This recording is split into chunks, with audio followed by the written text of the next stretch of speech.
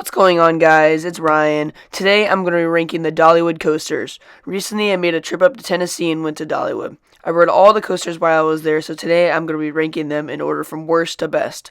I didn't think any of the coasters were bad, though. They were all fantastic coasters. With that being said, let's get right into it.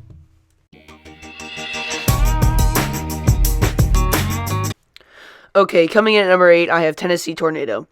I had pretty good expectations for this ride going into it. I had heard really good things about the drop, and I was pretty excited for it. Honestly, though, I didn't think the drop was that great, and I felt it was kind of forceless. I rode it in the fourth row, and I think that may have been the problem. However, the first inversion I thought to be pretty good. It had a weird mix of positive G's going into the loop and negative G's coming out. I also thought the rest of the ride was a little bit rough, and that is why I have this ride ranked last.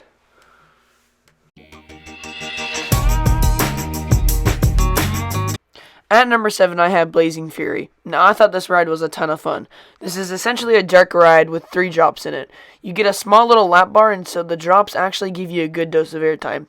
The dark ride portion was quirky and fun, and it was just overall a great coaster. This is why I have this ride ranked at number 7.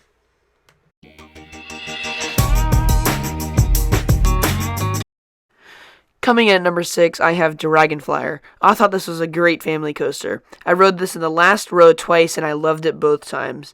I thought the first drop was great, and you get some great positive G's in the first bank turn. The rest of the ride was very smooth and relaxing, and it's a great coaster for kids getting into coasters. Now, this ride is also located in the new area of Dollywood called Wildwood Grove.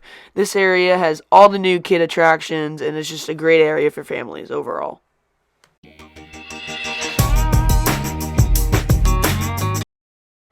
At number 5, I have Fire Chaser Express. This coaster was such a fun coaster from start to finish. You start the ride launching out of the station going forwards that's surprisingly a little forceful. The ride has a few airtime moments and some great theming throughout. You then roll into a fireworks shed where you end up getting shot backwards into a backwards launch, which is a great way to end the ride. This ride really surprised me. It's such a complicated ride, and it's only a children's ride. For number 4, I have Wild Eagle. I rode this in the front row the first time I rode it, and I honestly didn't think too much of it. It was definitely cool being in the front row, especially because it was my first B&M wing coaster, but then I rode it in the last row and my opinion changed completely. I loved the back row. It throws you over into a great first drop and then whips you into the 2 inversions. The front row is definitely smoother, but the back row is much more intense. This is why I believe it's the number 4 coaster at Dollywood.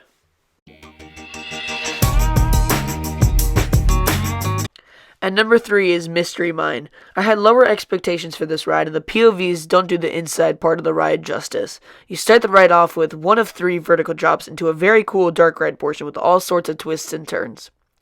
You then go into a vertical lift hill and go into an outdoor portion with some quirky and weird elements. You then go back inside to another vertical lift hill, and before you know it, you are into a vertical drop and shooting out of the dark into 2 inversions, with the last one giving you great hang time. I love this ride and thought it was great from start to finish.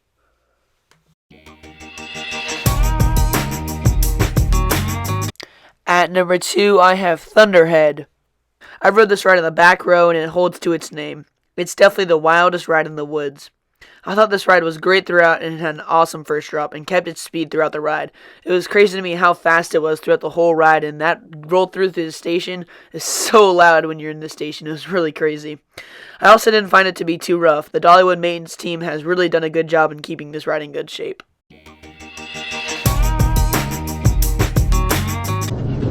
Now, this shouldn't be a surprise, but at number 1, I have Lightning Rod. This ride is just awesome. It starts out with a great launch that gets the adrenaline pumping and the speed going. With all this speed, you then go into your first airtime hill and then a drop that gets you going 73 miles an hour.